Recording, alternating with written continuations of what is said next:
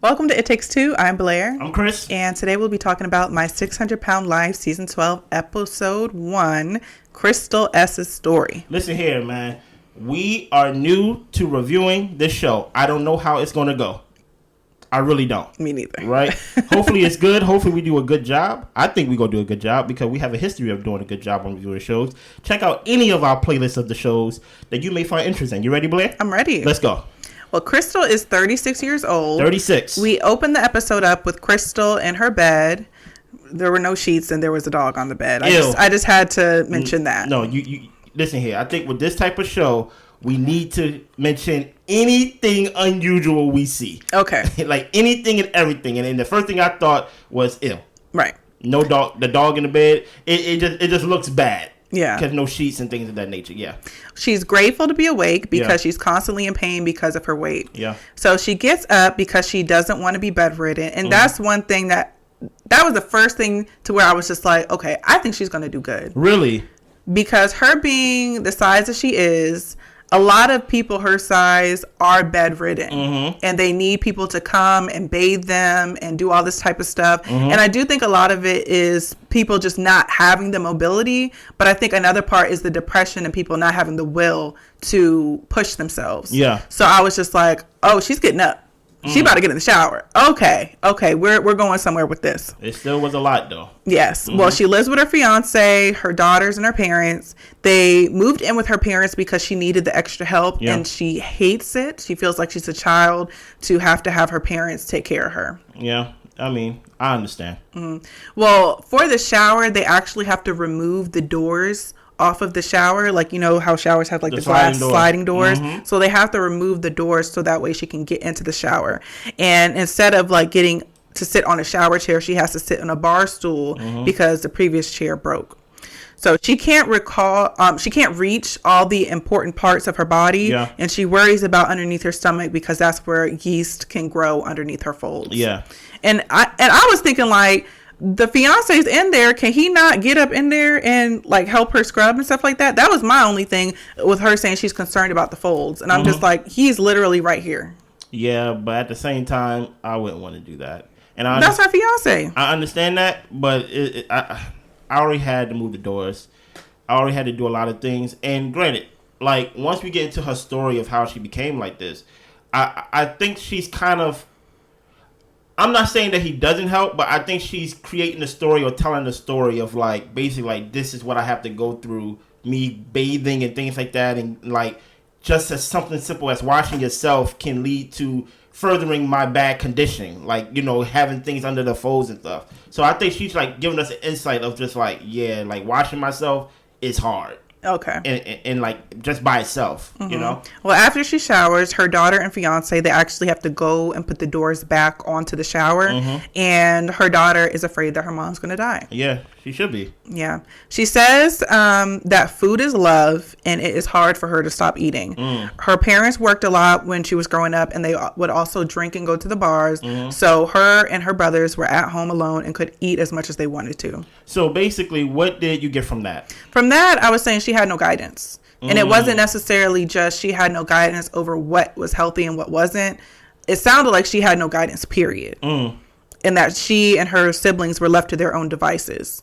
Whether it was for work, which was positive, or whether it was to hang out, go to the bars and drink, which some would probably think is negative. So it sounds like she had to figure out life on her own. Yeah. I mean, even to the point where she ends up having a child at 16. Yeah. So, and I think one thing I thought of was lack of discipline. Right? We hear kind of stories and dark stories, and when it comes to like My 600-Pound Life, I remember watching one episode with you where SA was a topic. Do you get what I'm saying? From a family member. Right. You get what I'm saying? That may drive somebody to a deep depression. But this one, it just came off as like, I created bad habits as a child.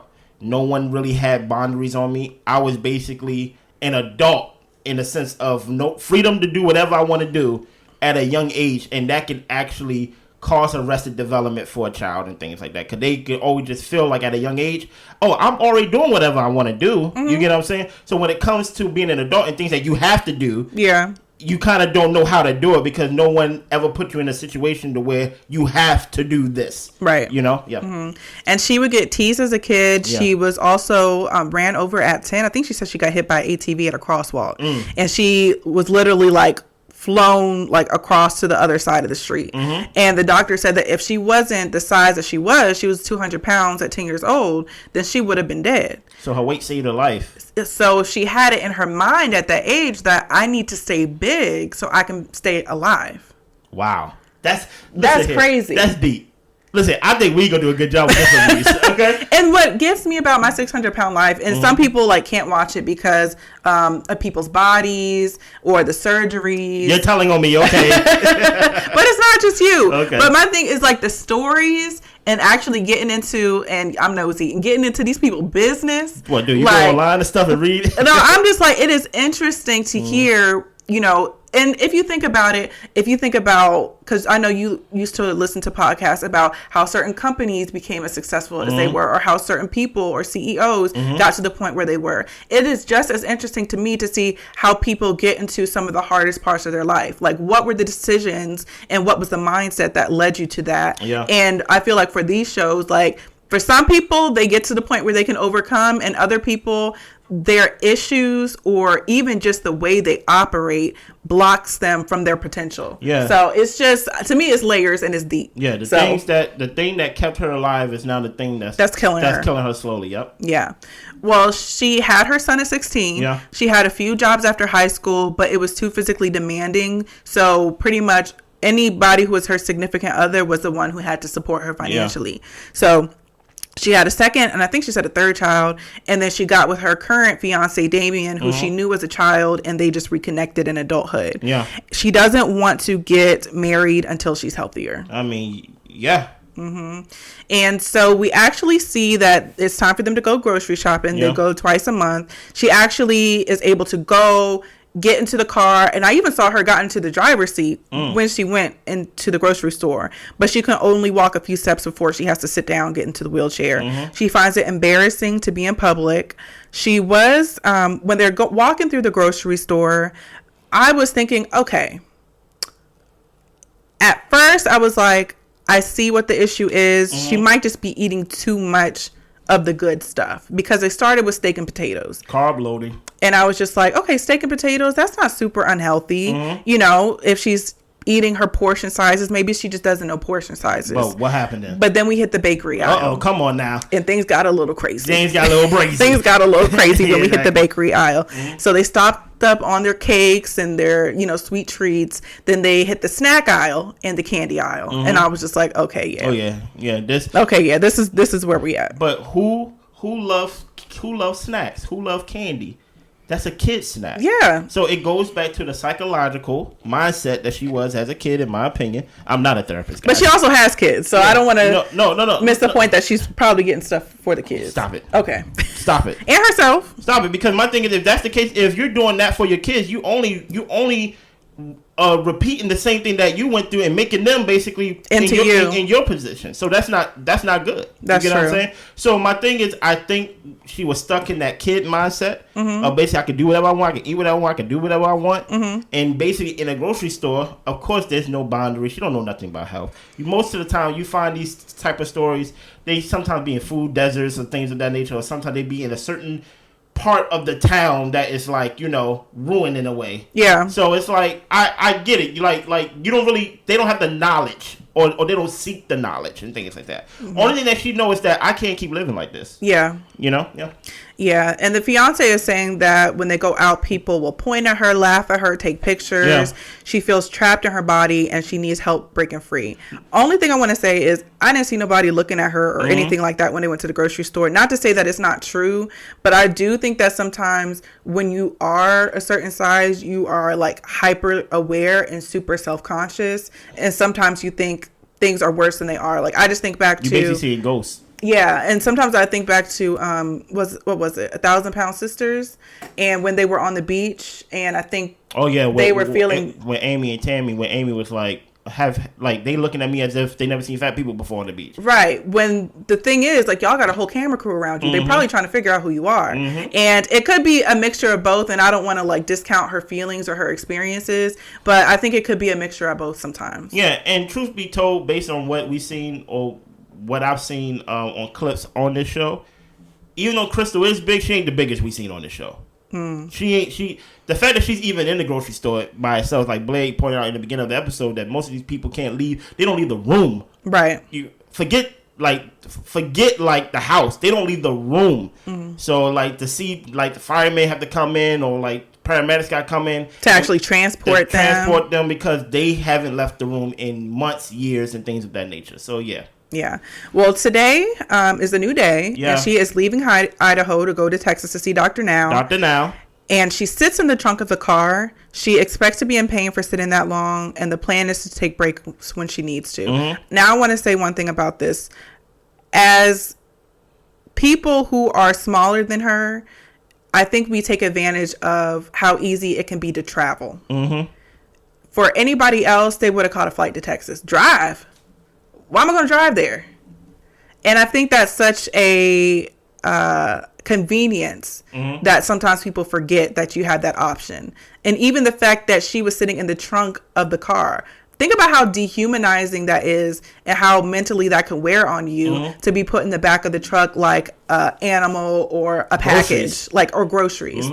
So just the fact that she was able to persevere through that mindset of like, okay, I gotta go and sit in the trunk and just sit here and lay in the back like I'm a bag, like I'm a box of crayons or something like that. And this is not a 4-hour trip either.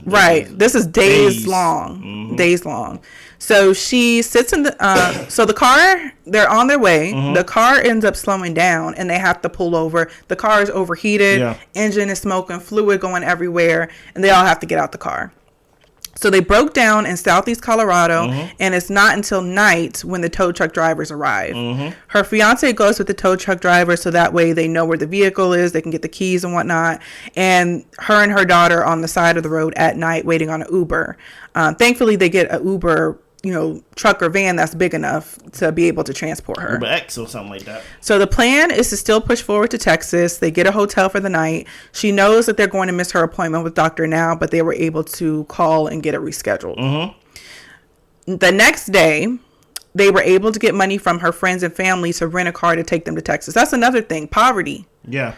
Poverty is like another. That's like a main thing with this, with everybody on the show. That's another environmental stressor that keeps people in unhealthy situations. Poverty, not only is it limiting your funds, but at the same time, like it limits the knowledge that you can have to change your situation. If you're constantly working in order to just survive or just focusing on the day to day, you don't have the luxury of researching. Yeah. So. And truth be told, like, because you don't have the knowledge, you would kind of trick yourself into thinking that, it's easier and it's cheaper to just go get McDonald's or Wendy's and things like that. Produce an apple and or like a banana costs 40 cents. And think about, like, and I go back to 1,000-Pound Sisters all the time, but think about when we were doing that review and some people in the comments were telling us, well, where they live, they have to drive hours to get to the grocery store. I think like an hour and a half or something like that. So it's a big deal for them to say, we're going to Sam's, we're going to Giant's, or wherever the case may be, because it's not right around the corner to where they can get what they need to get. And let me tell you, my strawberries and spring mix and all that type of stuff goes bad in a couple of days. Okay? Okay, thank you. Thank you, Blair, for that personal. So by me saying that, some people will be like, if I got to drive 2 hours to get to a grocery store, I am not buying those strawberries that's going to go bad in 3 days. Well, I'm going to get the frozen stuff. I'm going to get the fries. I'm going to get what lasts. It's a little bit of. So my family's from the country, right? Like the country south, right? So there is no grocery store in town. You have to drive to the next town, which is like 45 minutes and probably close to an hour. But there is a store there. But it's not, if you don't have the knowledge, you're going to automatically go to, like, the ramen noodles and like hamburger helpers and things like that. A healthy person who has the knowledge can use that store and equip it to their liking and things like that. That's true. But because you don't have the knowledge and because you don't have the quote-unquote transportation to keep going back and forth and things like that, it does create a food desert and poverty. And truth be told, it costs to be big. You get what I'm saying? It just costs to be big. Yep. Okay, moving off my soapbox. Thank you for your strawberries, and pray for Blair's strawberries and her vegetables. The point was that they had to even gather money from their friends and family to get a rental so they can further get to their trip to Texas to get to this appointment.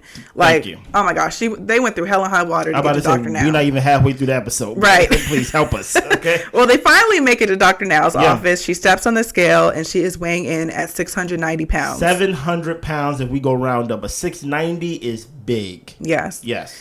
Dr. Now makes his appearance, and it took them 4 days to get there. She wants to get the bariatric surgery, and Dr. Now asks her, why now?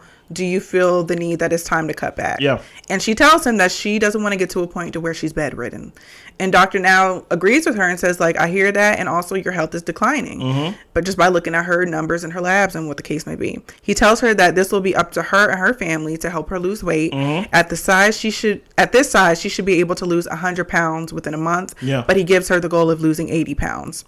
Doctor Now asks her, so how are you going to change your eating habits when you're the only one dieting and everyone in the house is eating the same foods? And she says that her family has agreed to go on this diet with her. That's nice. Dr. Now says, well, you have to follow this diet, do these exercises, and if you want the weight loss surgery, you have to move to Houston. Yeah. So he gives her the plan, sends her on her way, and he tells her, don't come back now if you ain't lost the weight because you're going to be wasting your time. Yeah, he basically said, if you ain't serious about this, don't even waste your time. It took you 4 days to get here. Don't even waste your time coming back if you ain't going to do it. Right. I'm like, well, okay, Dr. Now. Well, we see her. She's back home. She's doing the workouts. Even her mom is sitting there in the kitchen with her doing the workouts with her. She prepares her meal. And everyone said that they would do the diet with her. But when it came down to it, ain't nobody doing a diet. No. But I could have told you that. No. This your problem. Exactly. So they're heading back to Texas. She's in a moving van this time. And it was pretty uncomfortable. She said she was slipping and sliding and stuff like that. She had a mattress on the floor, I think. Yeah. And she weighs in at 619. She is 9 pounds off of making the full 80 now, granted, pounds. This may be a success. I was kind of scared because really he wanted her to lose 100.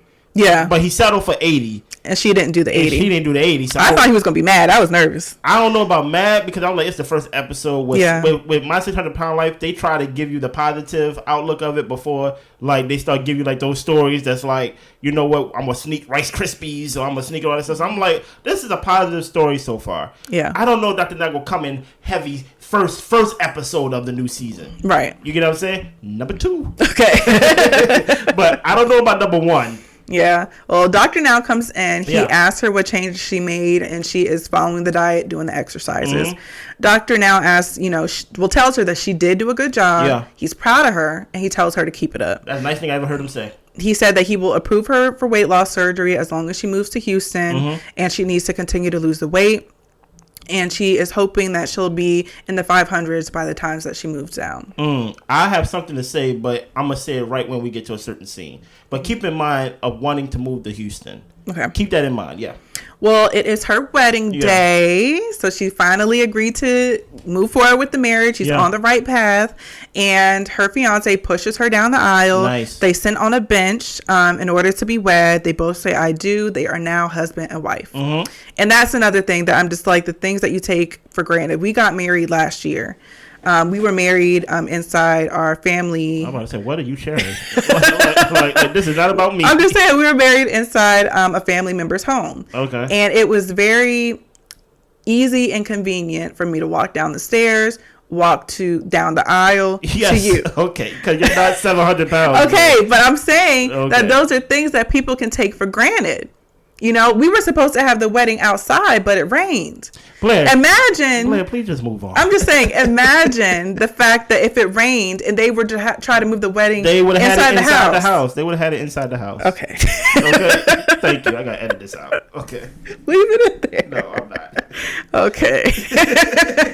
They just would have moved it inside the house. It probably would have been easier for her because she's already inside. Okay. Okay. Well, she is having grilled chicken, so that way she can stick to her diet. Everybody else, I think, is having like pulled pork and like fried chicken. Her husband is eating the grilled chicken as well. I think he was solidarity. I think he was sneaking some pulled pork on the side. I wouldn't blame him. I'd be like, "Hey, give me a chicken wing." Yeah, exactly. I'm gonna walk around so she don't see me. Well, their goal is to have their first dance by their 1 year anniversary. That's a nice goal. And this gives her the push to lose the weight. Yeah. Once they committed to Houston, to moving to Houston, her parents said that they were selling the house. Now, here's my question. Do you think that was out of spite? Oh, like they were mad she was moving or something? No, it's just like, I don't want to say like the parents' job is to live for the daughter. Okay. Right? They've been taking care of her. Hey, guess what? She moved back in. We help you financially and things like that. But they knew that she was going through this whole life change and things like that. It is like they kind of pulled the rug up under her. Or maybe not out of spite, but do you feel like they pulled the rug from under her purposely, or they have their own right to be like, yeah? I couldn't tell. Okay. I didn't have enough information to make a decision on that. It definitely felt like they pulled the rug from under her, but I don't know their financial situation on if they had to sell the house, if they had to downsize, like if they were struggling to support. I mean, there's a lot of people in that house. In the comments right down below, because they know she had her family and things in there. So it just felt. My thing is, I know parents who feel like even though they may, quote unquote, out of spite be like, I don't want to do this, but I have to do this. I got my daughter here. I got my grandchildren here. I can't leave the house. It just felt it just felt like, we got to sell the house. Whatever y'all go do, y'all better find a way to do it. Right. So it just felt kind of weird to me. To the point where they actually have to live in a friend's greenhouse in their backyard. Mm-hmm. She is doing her exercises twice a day still. She's still trying to eat healthy. And they did find a place in Houston, so they're finally getting to move out. But the thing is, like, they were talking about how hot it was and all that type of stuff. I'm just like, it gets hot in a greenhouse to be living in there. I'm like, goodness gracious. It gets hot. But she was just grateful to have a roof over her head. Kind of. Yeah. Yeah. She gets to Dr. Now's office, weighs in. It's been 5 months since the last weigh-in, and she weighs in at 608.3. So she did not lose a lot, but she did not gain. Now, here's my question. How important is your environment to your success? I think it's very important. In this episode, we see exactly what happens where, because I don't think she was sneaking tasty cakes. I don't think she probably had a cheat day or two. Maybe the diet requires you have a cheat day, reward yourself. But the fact that she didn't gain lets me know, like, she was kind of probably doing her thing. But the thing about it is, when the environment is not cultivated for success, you're not going to be successful. Right. She was living in a greenhouse. It was not going to work. Technically, she was homeless. No, she was homeless. And trying to continue on this healthy diet. Exactly. And trying to continue her exercises. When I'm just like, the weight of the world is on her shoulders right now. And she got all these kids. Which leads me to my second point. I do believe that he also tells them to move to Houston because it's convenient. That's where you will probably be getting most of your doctor's appointments and things like that. Mm-hmm. But Houston is a major city, and most of the time, these people don't live in major cities. Right. So if you need grocery store, it's in Houston. Besides in Idaho somewhere, in the middle of somewhere where you're in a greenhouse somewhere. Move to a city to where you can go down the street. There's a grocery store on every block. Hell, they might be across the street from each other. It might be vegan carryout. So my thing is, I think there's something to cultivating environment. Of course, Dr. Now ain't coming to you now. That's true. You get what I'm saying? And after the surgery, you got to come to these follow-up visits. So you might as well come to Houston. Because most of the time, I'm getting y'all people from Idaho. I'm getting y'all people from Mississippi. I'm getting y'all people from Alabama. I'm getting y'all people from these rural places. Right. You get what I'm saying? It will help you. It helps me because I ain't going nowhere. And it can actually, I'm giving you the environment for you to succeed. Mm-hmm. You get what I'm saying? Well, because what happens when they move to Texas eventually? Mm-hmm. Well, see it. Yeah. Well, Dr. Now congratulates her on getting married. Mm-hmm. He's glad that she moved down, but he is concerned about the pace of her weight loss. Yeah. He gives her a goal to lose 30 pounds in a month. Mm-hmm. And if she does that, then she can get her surgery, pending all her pre-op stuff goes well too. Yeah. She does say that she is able to walk more than she has before. Yeah. So she's been working hard. It's been 2 months. She's been eating as she should and working out. She's able to help with the household chores a lot. And her husband is outside with her doing the workouts with her. Yes. Yeah. And now this is very different from her being in a greenhouse. Mm-hmm. You get what I'm saying? This was like a trailer or whatever. But like whatever it was is better than a greenhouse. Right. And guess what? Just like this channel, it takes two. The fact that she has somebody as a partner to basically be there for her, I think it's going to yield better results than her trying to, like, where I'm going to live, where I'm going to be. It's hot. You know what I'm saying? So the best thing that she could have done was to I just need to sustain. Mm-hmm. I can't do more. I just got to make sure I got to basically cancel as much damage out as possible. Yeah. Well, it's month 9. She's back at the doctor's office, and she is weighing in at 570 pounds. She did the thing. Yeah, she lost 38 pounds. The doctor now is happy. He approves her for the surgery for next month. Mm-hmm. And then we get to surgery day. Yeah. Surgery went well. She's going to be on a liquid diet for a month. Mm-hmm. And he is hoping that she'll lose enough weight to have skin removal surgery by the following year. Yeah. We're at month 11. She weighs in at 522. She's lost 27 pounds in surgery. Mm-hmm. She's in the grocery store. And I was just like, okay, this is like a full circle moment. This is just like this is a full circle moment. You really like the show. Yeah. Mm-hmm. She is using the cart to walk around. Mm-hmm. She's not in the wheelchair anymore. She's gathering fruits, vegetables, and meats. She's not hanging out around the bakery aisle like she was before. And this is just a way different depiction than how she was when she was first at the grocery store. And by month 12, she is at 505. She lost 44 pounds since surgery. And at this point, she's out with the kids. They're at this thing, looks like maybe like a sculpture garden or some type of like interactive art exhibit. Mm-hmm. And now she has the hope that she can really move forward, lose all this weight, and get it done. And that's where we end. What did you think of this episode? It was so positive. And I feel like with reality TV, it's like a lot of drama all the time. Mm-hmm. And don't get me wrong, I enjoy the drama. She loved the drama. But at the same time, like, I like these feel-good stories too. And I was just like, I see things going very well for her. So I was happy. I felt warm in my heart. I believe that she was 690, and now you said she's down to 505. So I think she lost about 185 pounds and things like that. I think we go check back in. One thing about these people is that they kind of these episodes are kind of introductions to their story. Even though it was a 2-hour episode, you still can follow through with these people online and things like that. So I hope when I check in with Krystal sometime within the season and things like that to see where she is now, that she's still on pace and that things are going good with her and her marriage and things like that, her living situation. But I do think, unfortunately, this is probably going to be the most positive episode we get out of the whole season. Oh, we will see. I think they gave us like, hey, this is really the intent of our show, to show people who are focused and who are serious about losing weight. And guess what? We send them off to a happy life. I think they gave us that in episode 1. Trust and believe. Because it can get ridiculous sometimes. It can get wild. Episodes of sneaking pizzas in the hospitals and yelling at Dr. Now, talking about, I'm doing what I need to do. Trust me. You ain't doing what you need to do. It's going to get real. Listen here. And Dr. Now don't play. Enjoy. You're not going to bully him. Enjoy this first episode. It was very calm, very positive. I don't think we will get another episode like this throughout the whole season. I'm just preparing. I don't know. We'll see. I'm just telling you. I think enjoy it. Dr. Now, I think he's gonna be mean. Okay. Well, subscribe, like, share, comment, all the above. Anything else, Blair? That's all I got. Y'all be good. Bye.